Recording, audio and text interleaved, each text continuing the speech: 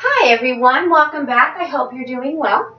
We're going to continue our discussion about the three branches of government from yesterday. Who remembers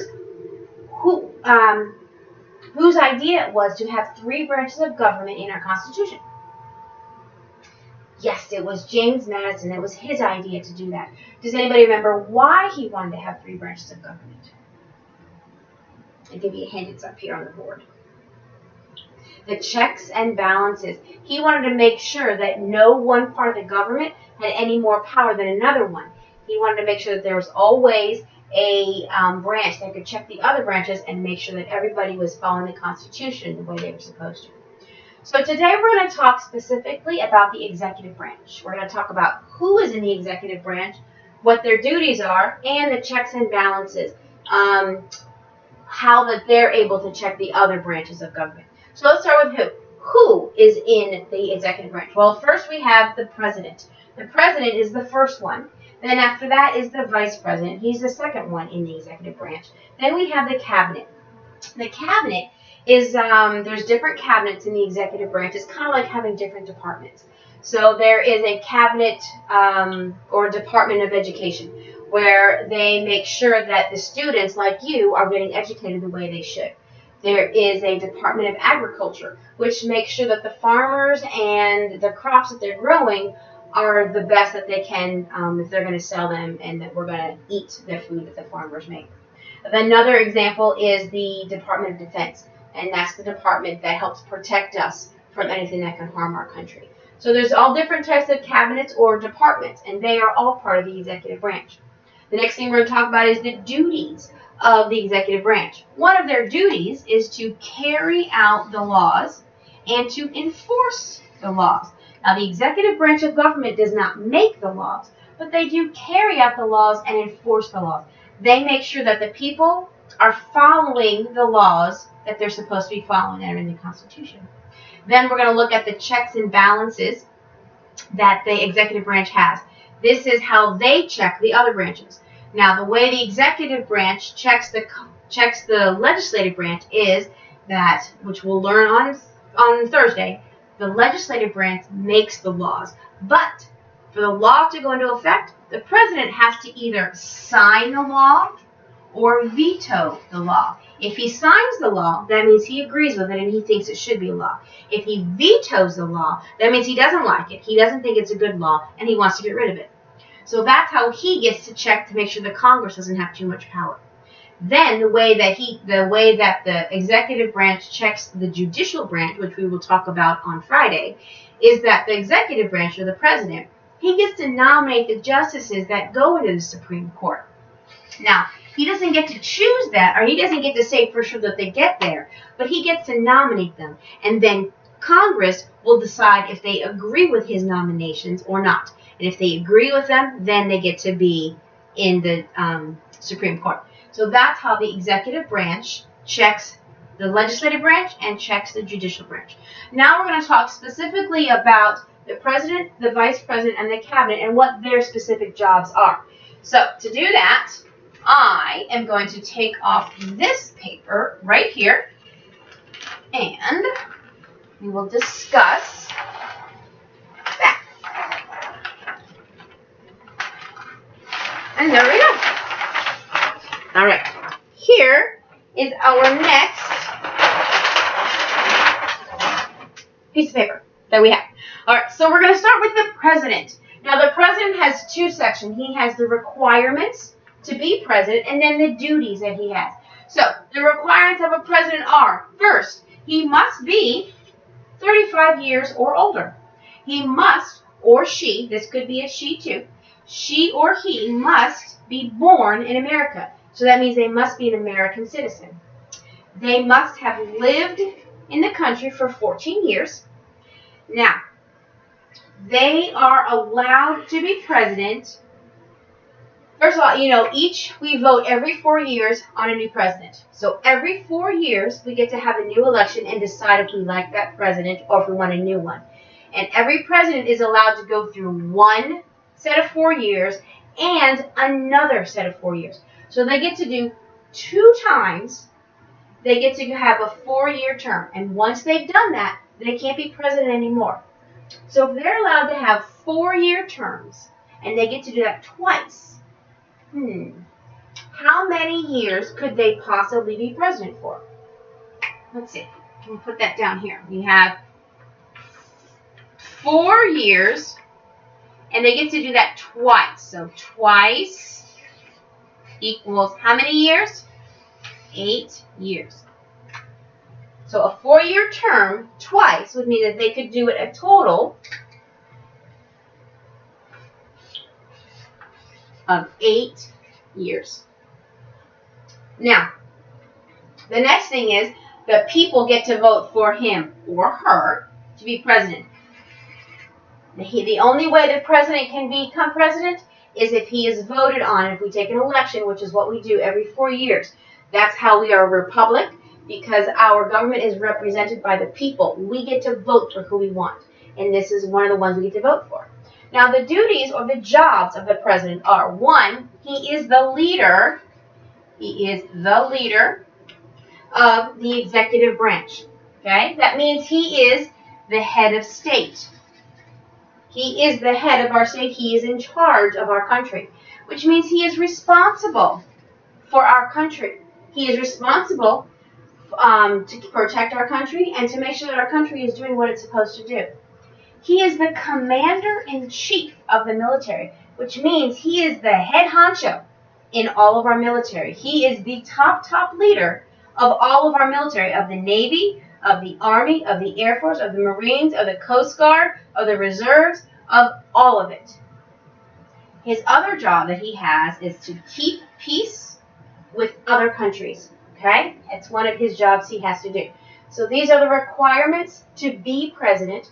These are the jobs that he has as president. Now we are going to look at the vice president. The vice president doesn't necessarily have any requirements that he has to have or she has to have, but he does have some jobs or some duties. His first one is he needs to support the president. He needs to help the president any way that he can. His second job is if the president can't work, or if he gets really sick, or if something happens to the president and he can't be president, then the vice president becomes the president. So that's a very important job. So when you are older and you are voting for the president, you also have to think about who is his vice president. If something did happen to the president, would you like him to be the vice president? So make sure this person is a good person that could be president too. The next thing that he does is, or I should say, as long as he is allowed to be, because over here we said our president could be for 2 times. He could do a 4-year term, so he could do 8 years. Now, the vice president is a little bit different. He actually can be vice president for as long as he or she is voted in for. Okay? So as long as the people like him as vice president and he is and he keeps getting voted in to be vice president, then he can be vice president as long as he can. And it doesn't matter which president he is the vice president for. He can do it for a while. And once again, the people vote for him. Nobody says, oh, you are the president. The people vote for him. Now, when we vote, you usually have the president and the vice president. You kind of vote for them together. When you vote for president, you are voting for this vice president at the same time. They're kind of like on the same vote. So when you vote for one, you're voting for the other. Now, our cabinet, remember, our different departments, their jobs are to be advisors to the president. Okay, they help give the president advice. They help tell him things and they give him advice to help him run the country and make decisions. So that is one of their big jobs. They are nominated by the president. The president gets to nominate who he thinks should be in the cabinet, the head of the cabinet. But, again, with the checks and balances, that person has to be approved or ratified or agreed with by a majority of the people in the Senate. And we're going to learn more about the Senate tomorrow. So this is one way that they get to have their checks and balances. Okay, now I want to show you, we talked a lot about the requirements and the duties of the president. Now I kind of want to talk to you about the character of a president and the personalities and the characteristics that we think a president should have. And I have a book here that I would like to read to you. Now, this book talks about some children about your age and what they think the characteristics of a president should be. So it says, I can be president too. Let's find out what they think are good characteristics of a president and see if you agree. So our first one. My name is Chris Mendoza. I'm 5 years old. I can be president too. I take care of my grandparents. I help Dad. I talk with Mom. I spend time with my little sister. Vote for me. I love my family. My name is Jessica Wu. I'm 6 years old. I can be president too. I listen to what my teacher says. I don't interrupt my friends. I always wait my turn. Vote for me. I am respectful. My name is Hank Willen. I'm 7 years old.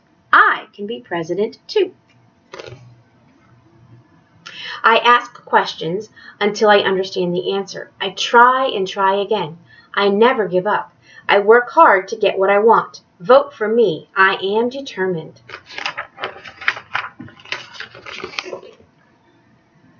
My name is Paul Ngongo. I'm 8 years old. I can be president too. I say what I think when someone asks. I admit my mistakes. I never blame others. Vote for me. I am honest. My name is Becky Cohen. I'm 9 years old. I can be president too. I make a list of chores. I clean my room. I pick up my toys. I put everything away where it belongs. Vote for me. I am organized.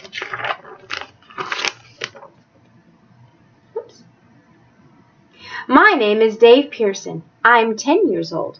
I can be president too. I get along with my classmates. I talk to my neighbors. I am part of a team. I have friends from all over the world. Vote for me. I am friendly. My name is Lucy Villaflock. I'm 9 years old. I can be president too. I share all my books. I help raise money for my school. I bake cookies for my neighbors. Vote for me. I am generous. My name is Ben O'Connor. I'm 11 years old. I can be president too.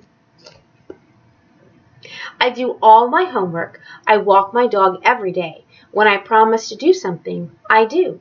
Vote for me. I am responsible. My name is Adelie Chevalier. I'm 8 years old. I can be president too. I listen to everyone's ideas. I stand up for whoever is right. When we have pizza, I make sure everyone has enough. Vote for me. I am fair. My name is Nick Papadakis.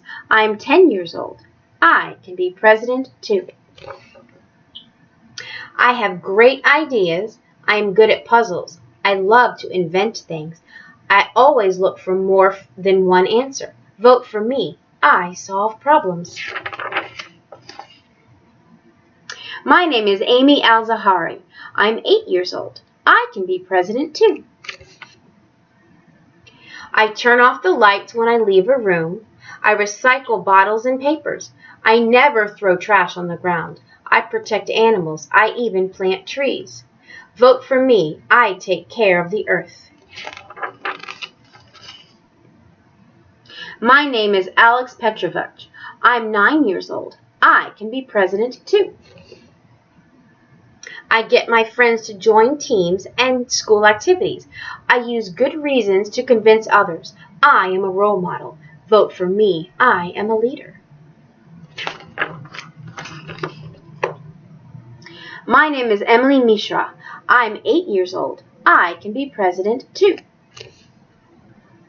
I help my friends understand each other. I try to end arguments. I think of answers that are good for everyone. Vote for me. I work for peace. My name is Eric Antonani. I am 7 years old. I can be president too. I promised my teacher that I would be good, and I am every day.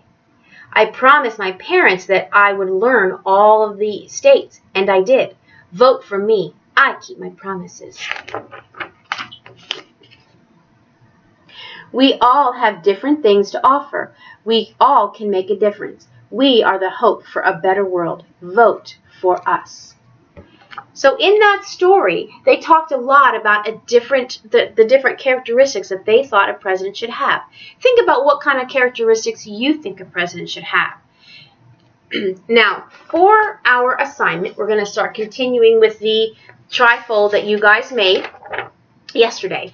For today, we're just going to work on the executive branch. And what I want you to do, I have it right here to show you guys, is I want you to fill in these blanks. Okay, in the executive branch, you're going to write who the leader is. Okay, do you remember who is the leader of the executive branch? There you go. What are the duties of the executive branch? How do they check the powers of the other branches? And then on the bottom, I want you to write one interesting fact that you learned about the executive branch today. Now, if you need to, you can always go back through in this PowerPoint or in this presentation and stop the video anywhere you want and pause it to check on the answers if you need to look back and see it. But I want you to fill this out, just the executive branch side. Take a picture of that, send that to your homeroom teacher, and that will be your daily grade and also how we will check your attendance, that we know that you were here today and that you did the lesson. So tomorrow is Wednesday. So tomorrow we will be doing our spiritual day. So make sure you check out the chapel. I know I'm going to do that. And then on Thursday we'll come back and we'll talk about the legislative branch. I hope you're all doing well and being safe. I'll see you soon. Bye.